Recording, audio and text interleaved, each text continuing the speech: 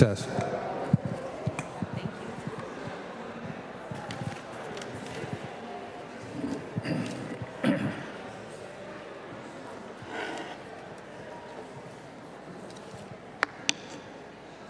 Okay.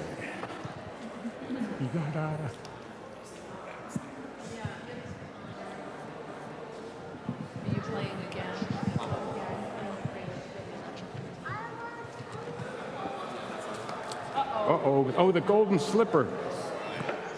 Oh, them golden slippers. Oh, them golden slippers.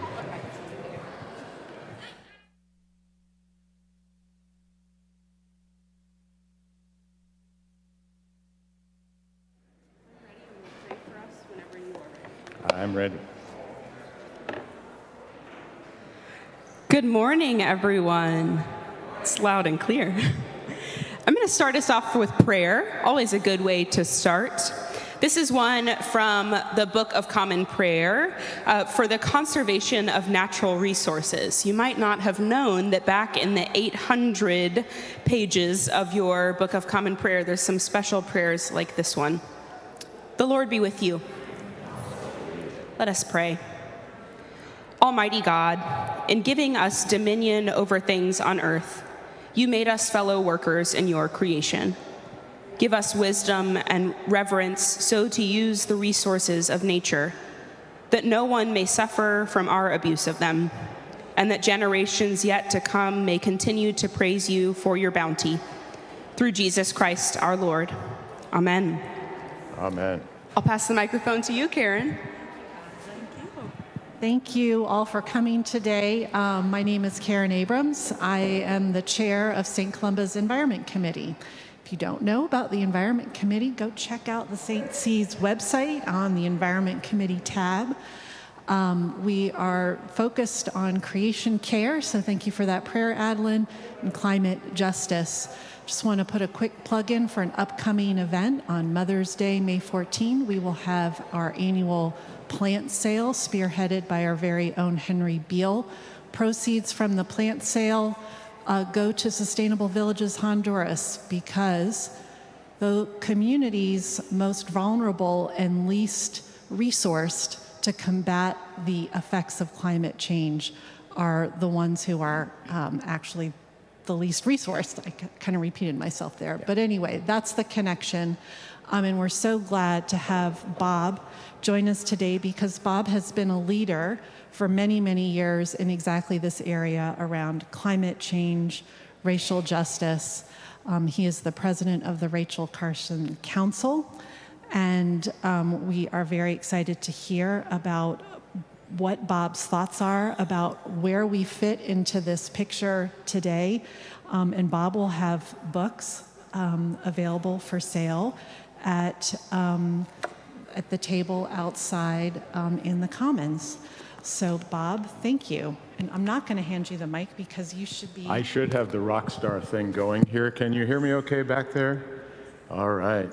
First thing I like to do is clear my throat and make you all cover your ears.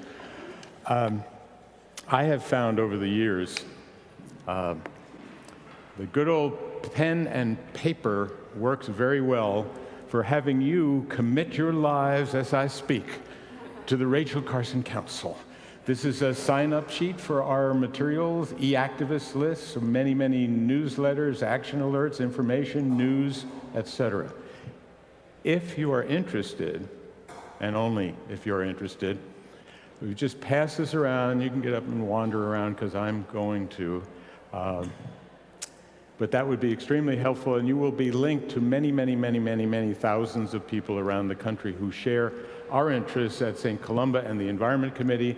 I wanted to thank Karen and her predecessor, Chris.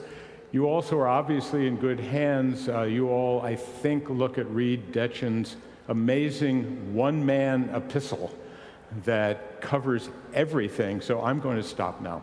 You've heard Reed. I don't think you need much more. He covers from local to international and back with resources and so on. It's just amazing. I'm not going to try to do that so much because I have a limited amount of time for us to talk, for me to talk and get out of here. one. And two, the Rachel Carson Council tends to focus on the United States, and mostly, not entirely, on the East Coast. So I want to do that, but first I should also admit I'm a little bit nervous when I talk in churches. Mixing Christian, am I going to get the right verse? Am I going to quote Jesus correctly?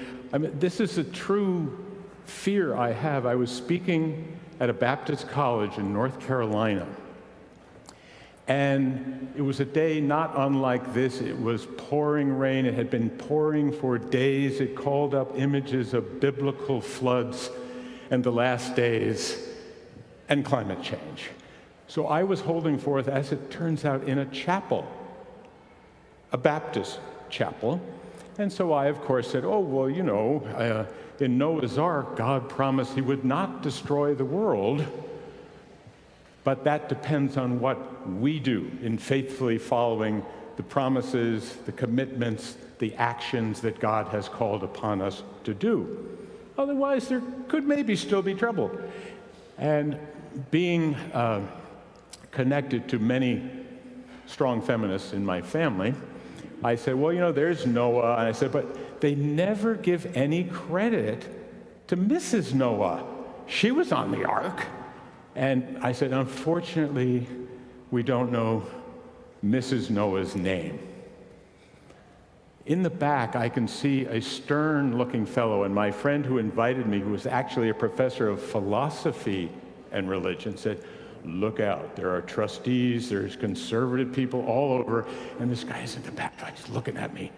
I finished my talk, and I'm like, oh, God, sweating. He comes barreling up to me, stands right in front of me, says, you know, we do know Mrs. Noah's name. I said, oh, he says, yes, it is Joan of Arc. And I did a little, you know, like, thank you, Jesus. Thank you, like, whew, I escaped on that one. But I try to imagine, and again, here I'm going to wander into biblical territory that I'm not really fully qualified to deal with, but obviously Noah and Joan and Shem and Ham and Japheth and the other wives are busy gathering all of the species. They are dealing with endangered species, a flood of biblical proportions. Can you imagine the care and concern and awe and wonder and surprise? They're going around, you're like, I don't know, is that a salamander? Well, bring it on, bring it in here. Discovering each and every species, caring for them, making sure there is room on the ark, that there is food, that there is oxygen and water, all of that. It's an incredible, what we would now call act of saving biodiversity, preventing the extinction of species. But underneath it, I think, is really the response to this call from God that people interpret in many, many ways, that's basically about a couple of things. Love, walking, God's love. It's also, it reflects, I think, the key fundamental environmental texts in the Bible. And this is where I'm really going to lose, but it's not about rushing waters. It's not about all. The key environmental texts, in my view, are about love thy neighbor. And when Jesus says, inasmuch as you have done it unto the least of these, you have done it unto me. And the least of these on the ark and in our time are the other. Think of the strange beasts and odd and wildebeests and gnus and giraffes and whatever going on that ark. They're different than us, but they deserve the same kind of care and concern. And when we have dominion, it means really to care for them, not just us. This is pretty well reflected in Rachel Carson's ethos. I should quickly tell you that Rachel was a pretty weak church goer. However, her grandfather was a learned Presbyterian minister, and his daughter, Maria McLean Carson, was this brilliant, brilliant woman who soaked up all of the values of her father, the learned Presbyterian minister. She, of course, could not be a minister, but she was at the top of her class at a women's female seminary. They allowed her to take a few courses at the adjacent Washington College in Pennsylvania. She was that good.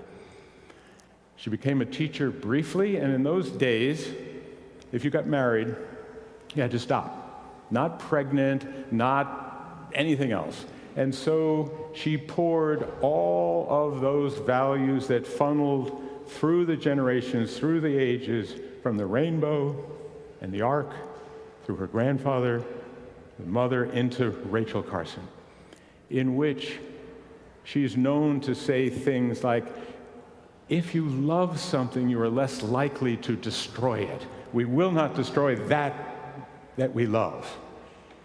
And so, for her, loving the other, showing empathy and concern is central to her ethic and to what happens in the Rachel Carson Council and what some of we do that you can hear, that you can be involved in, that we are involved with thousands of people around the country. And so Rachel's first book, and I cannot sell it to you because I am late in getting out a new edition of Under the Sea Wind. Her first book that you have not heard of, and if you don't know who Rachel Carson, I'm used to talking to undergraduates and I tell Rachel Carson jokes at this point, but not now.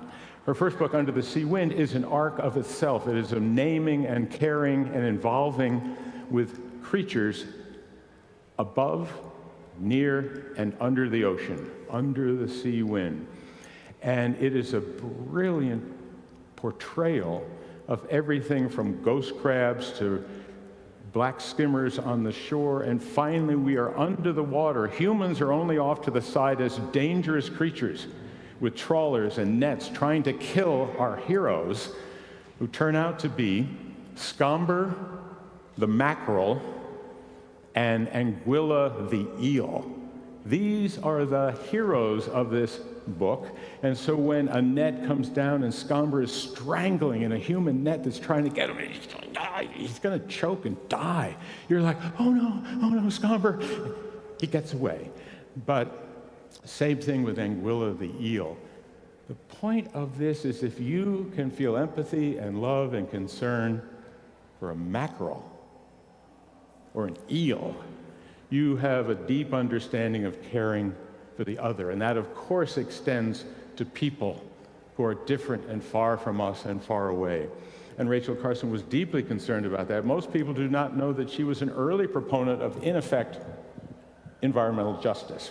It wasn't called that, she didn't call it, but if you read Silent Spring, her great expose of the chemical companies spreading DDT and other chemicals across the land, people sort of remember it was about the robins, and there's something about that.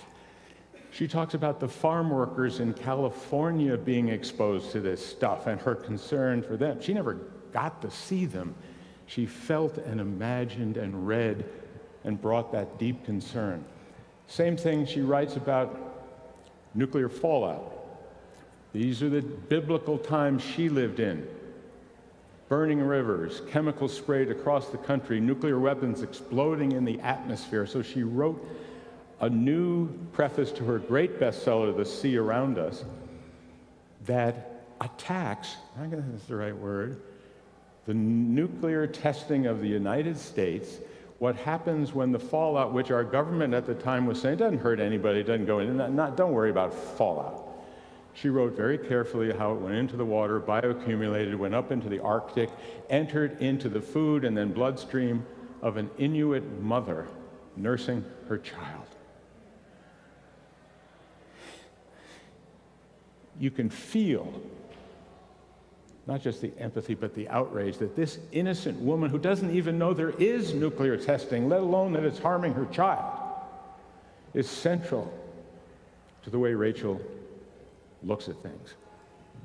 And then sort of fun for me, let's keep moving here, she wrote the first expose of what the EPA calls concentrated animal feeding operations, or CAFOs. Some of you may call them factory farms. She wrote the introduction to a book called Animal Machines in 1964, in which she went on about how these animals, pigs, were trapped in cages and fed hormones and growth chemicals, how inhumane it was, how that pigs were sentient, caring beings, and that it hurt the consumers, the people who live nearby, and they, of course, are heavily, as they are today, minorities of various kinds, mostly African Americans and Latinos. Rachel, I think, got this ethic not only from her grandfather, her mother, and a kind of liberal social action Christianity, but also her good friend and literary agent Marie Rodell, who helped make Silent Spring a bestseller, had helped to convince, get together, and get published a book by a then, this is 1958, a little-known Baptist preacher named Martin Luther King, Jr., Stride Toward Freedom. This is Rachel's best friend.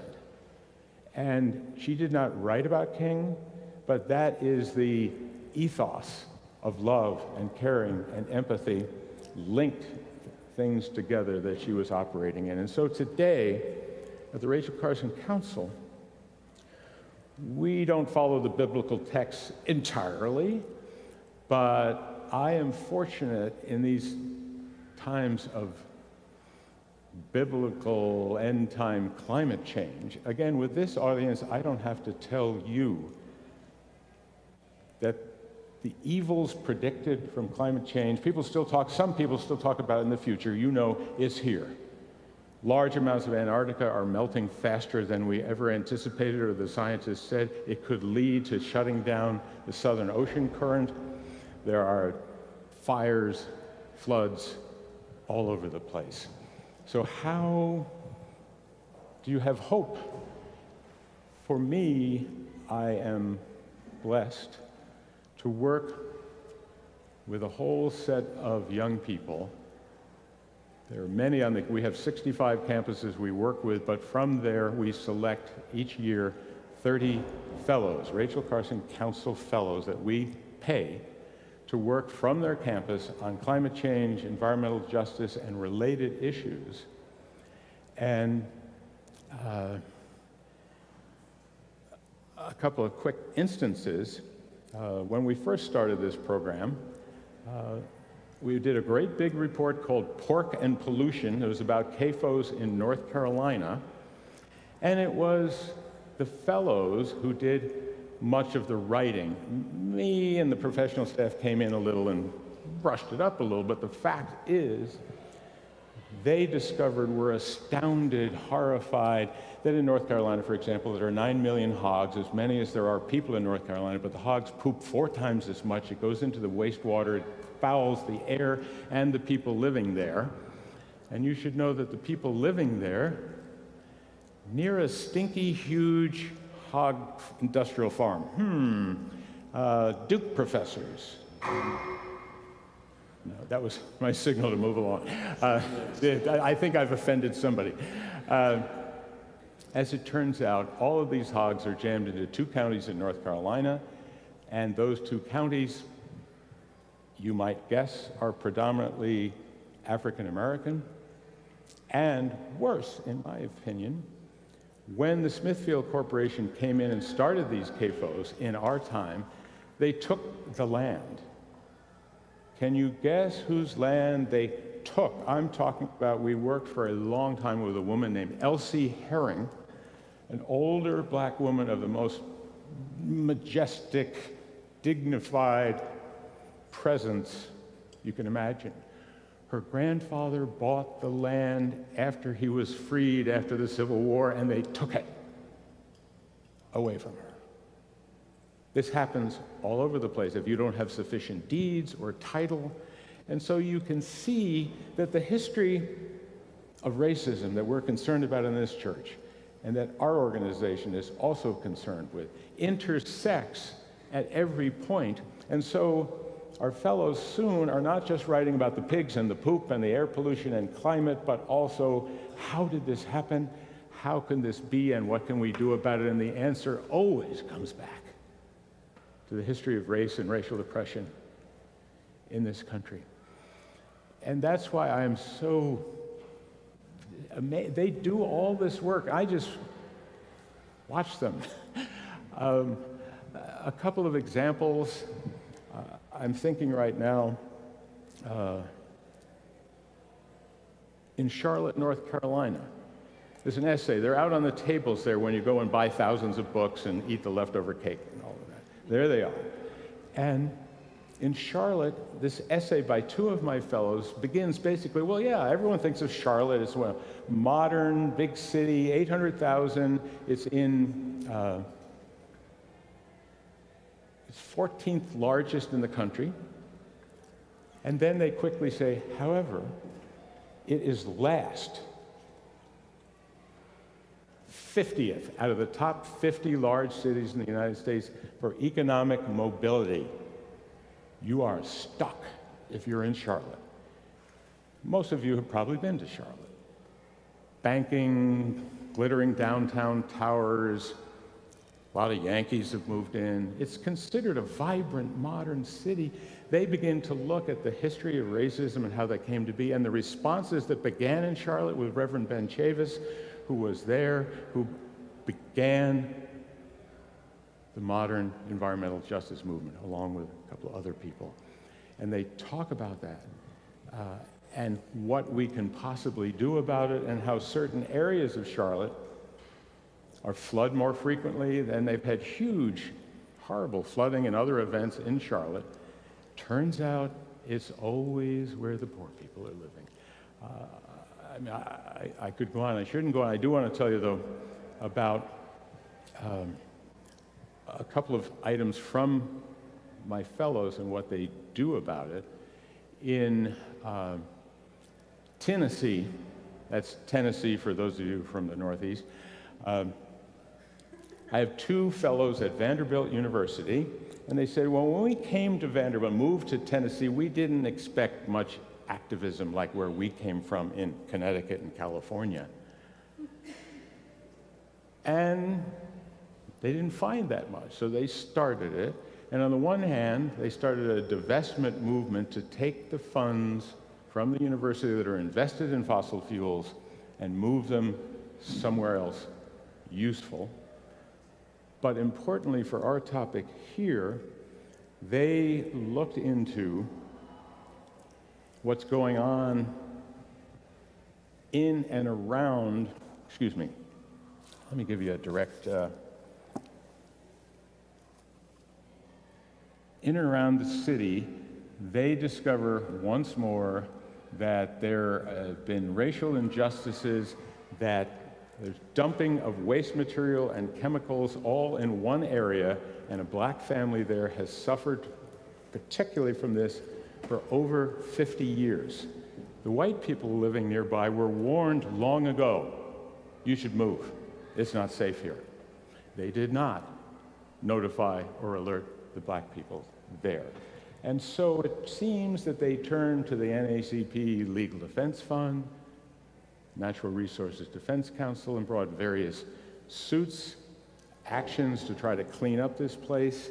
And when I got to the end of this essay and discovered that this wasn't sort of statistically racist, it was actually, there are 690 square miles in the county where this is happening. There's one small area where these folks live, and everything happens in that one little block where the black people live. And so they are now combining with fellows and others from around the country, taking action, combining the notion and understanding of racial disparities. I have fellows who are documenting. They love to document what the highways have done, because they've all been on the highway, as have you and I. Again, just in Chicago, Karen and I met and went to Northwestern Graduate School. We've been on those highways. I discovered, of course, that they destroyed entire Black and Latino neighborhoods I never even knew were there, because I'm driving down the Eisenhower Freeway, what do I know, so that white folks can get to the mall out in the burbs. And this is repeated. I just see this pattern. They write about it and are now working together to try to reach large numbers of people with the issues of combined pollution. That leads to climate change, based in redlining, in zip codes, in racism, and that unless you put those things together, you're probably going to miss some of the problem. And I thought, of course, about St. Columba's, where we are an anti-racist church and an environmental church. But sometimes all of us, I don't mean just St. Columba, organizations divide things up by committees or areas. You work on race, you work on the environment. Never the twain shall meet. And so what we try to do, and I hope you will try to do, is find ways in the work that you're doing in anti-racism, in reparations, involved understanding where the pollution is, who caused it, and who's been fighting it. We've had some of the discussions about race here. Should we white folks decide what's going to be done with any money that we happen to raise or hand out or give away? Are there responsible partners out there? Well, as my fellows discovered, they've already been doing this for decades and decades and decades. Nobody knew they were there. They didn't call it the environmental justice movement until 1982, but it had been going on with opposition, lawsuits, attempts to fight this stuff, and seen as one problem. If you find poverty, you will find pollution. If you find pollution, you will find climate change. You will find economic disparities, and they need to be put together and addressed. And when that happens, it's just something miraculous goes on, in which we are the heirs from Noah onward, Rachel Carson, to my fellows, who can carry on and try to bend the arc. Martin Luther King said the moral arc of the universe bends long, but it bends toward justice. But we would add, it doesn't bend unless we tug on that moral arc, work on that moral arc, pull on that moral arc, and also try to build actual arcs where we gather species, protect them, fight global climate change. And that is when we share those moments that the clergy have all been talking about in their Easter and related sermons, in which, is there a resurrection? This is a pretty modern church. I'm not going to try to answer that question, but I do know that there are those moments where something is revealed to you, where you feel or see or think something like God is working, and that is what you look for with eels and mackerels and black folks in states you don't even know, in cities you have not been. And so I think at that point, I mentioned that Rachel Carson was really only in the spiritual tradition of all of this. But this photo of Rachel is a kind of iconic one. It was taken by her best friend, colleague, who later, after Rachel died in real agony of breast cancer while she was finishing Silent Spring, and she wanted her friends to start a group that would carry on her work. That is the Rachel Carson Council. I am only the third head since 1965. The first man, and, well, I'm doing my best. But there she is with her good friend, Shirley Briggs. They worked together at Fish and Wildlife. Took this picture. I usually joke with undergraduates, Was Rachel Carson alone? Because my theme is we do not do this alone. We do this in partnership. We work with large numbers of people. If we are only concerned about us or me or our community alone, we're not doing enough because the problems are widespread and national. And they say, oh, she's not alone. Someone took the picture. But when I look at this, when Rachel was sitting here looking at hawks on Hawk Mountain in Pennsylvania, she was imagining through the eons of time how this came to be. She'd moved on from old ark stories, deeply understanding involved in evolution, and she believed that those billions of years, and often hundreds of thousands of years for certain species, had led to unique beings that reflected the incredible, incomprehensible majesty and awe and imagination of the universe come down in a hawk or a sandpiper on the beach. And in this case, she's thinking how the limestone she's sitting on is made from foraminifera in ancient seas that were in Pennsylvania and is connecting up that sweep. And she's also looking out at the horizon. And I like to think she hears a new generation coming. She sees people coming over those hills. Given her mother and her grandfather, she probably says, I lift mine eyes unto the hills, whence cometh my help. And that is what my grandfather was a preacher. We'll get back to this. That understanding is a moment with the universe, with God, with Jesus, however you perceive the ineffable, the undescribable. That is where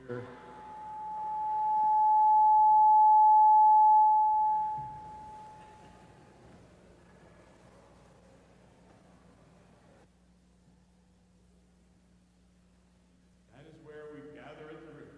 So I ask that in your lives and in this church, with the Environment Committee and Rachel's work, you put it together, that you join not only with the Rachel Carson Council, but one of the incredibly important things, people say environmental work is local or global, and they skip over the national. They're either interested in something going on in the Philippines or a treaty. You can't hear me? They are easy.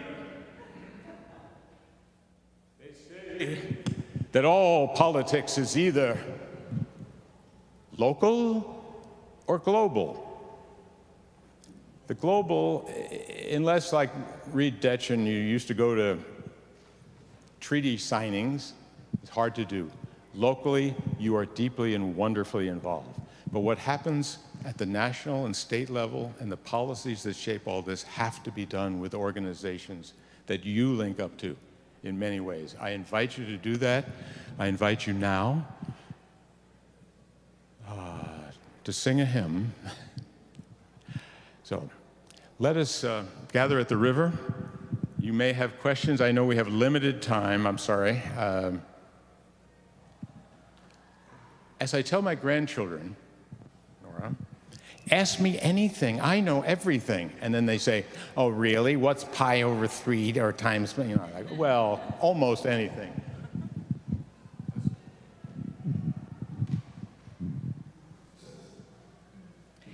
Thanks for being with us today. You spoke about the phenomenon of intersectionality, so thinking about like environment and race. And you noted a story of a Black woman whose land was taken. And I wanted to ask you a little bit more about that regarding, how critical representation is. Thinking of the U.S. Senate today still only has 25 women in it, and that's the highest level it's ever been. And the number of African American people that have served in the Senate is also embarrassingly low compared to the population percentage. And only 2 of them, I believe, have been African American women, for short tenures. Now Vice President. Short tenures, yes. So I'm curious if you could speak to the legacy of Rachel Carson as a woman and how she was attacked as a woman and the criticality of representation in offices to continue to fight back against the still longstanding discrimination against both people of color as well as women. Thank you. Thank you. Are we doing? Oh, yeah, I have to do the rock star thing. Okay. So let me try to combine three things at once. Rachel Carson, of course, was attacked. She hadn't finished her PhD because she was caring for her extended family, raising and helping to raise kids who had been orphaned and abandoned. And her fellowship at Johns Hopkins, where she was getting her PhD in marine biology, didn't cover all her expenses. She worked half-time for 2 world-class biologists and taught adjunct courses commuting by bus to College Park and in Johns Hopkins. And it was the Depression, and she couldn't keep going. So when she turned up as a famous writer and wrote Silent Spring, the attacks were, she's not a scientist. She's just a writer. That's just for openers. Then it began to escalate, and so hysterical woman, communist, in what was a slur in those days for single women, I would say, that implies they're not quite womanly. She's a spinster. And it goes on. So she faced and understood many of that, and in that line, we're particularly interested. I just wanted to say about Elsie Herring, the woman whose land had been taken. We were deeply involved in bringing Elsie and others who had been mistreated, land taken, et cetera, to Washington for national conferences, for lobbying, paying, bringing, making central to our work, not the old guy experts. And Elsie was involved in bringing so-called nuisance suits to try to at least get something to stop this horrible stink. And so in relation to the question of representation, very quickly, we thought we were going to get the ability to have these suits go forward. The representative from her area, a guy named Representative Dixon, who owns a CAFO, took the legislation written by the Smithfield Corporation, brought it to the floor of the North Carolina legislature. I listened to this guy. These are outside agitators. I bring my grandchildren. They don't mind any smell there. This is just all stirred up by people, and I have here a bill written by Smithfield. He didn't say that. So in that representation, you can see clearly a direct link. Smithfield Corporation, a friend of mine was exposing them, teaching in the University of North Carolina, attacked. The university wouldn't defend him in this case because Smithfield gives to the athletic program. They're on the board of governors. They are deeply entrenched. And so that pattern repeats itself when we come back, say, to the United States Senate. Speaking of North Carolina, I happen to be connected to 2 political action committees, not the Rachel Carson Council, because we can't do politics. But I go all the way back to Harvey Gantt was a guy who ran for Senate twice. He'd been the mayor of Charlotte, brilliant guy, black man. And it looked like he could make it. And in the last 10 days, good old, help me here. Thank you, Jesse Helms. I block on certain things, and Jesse Helms is one of them. Just poured millions of dollars of ads, racist, totally straight. Harvey lost. The same thing happened in the last election. So unless there is diversity, different points of views, the other in our Congress, Senate, House, it's very, very, very, very difficult to make progress. So we have a lot of I should add, Most of the fellows I've been talking about are women. And they're as concerned about political representation as they are about the issues that we've been talking about. But that's something we've got to work on. That was too long an answer, so try a short question and I'll try a short answer. I think this is really short. You struck me early on with the fish and the eels in the net. And I'm just wondering if Rachel Carson was a vegan or whether she just felt that if we were going to eat creatures, they needed to be caught and raised more humanely. I always fear someone will ask me that question. She was not. She even was, because she was highly pragmatic, for example, she and her friends who did her public relation, Marie Rodell and others, warned her about not being seen as too nutty and extreme or she would lose the influence that she had. So that included, back then, they thought that the Rodale Institute was way out there. It's a fairly well-known organic farming operation. So no, she was not a vegan or vegetarian. But the logical conclusion that one can draw that, because she literally wrote about the suffering of the animals, the pigs included.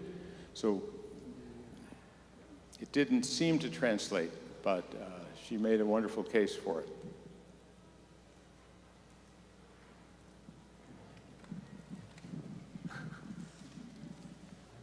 Hello. Thank you for your talk. Very interesting. You mentioned about looking to the horizon and the young people, and I'm thinking of my 10-year-old son. I'm wondering if the council does anything to help encourage kids to learn more and be activists at a young age, and what can parents do too? So your advice would be very much appreciated.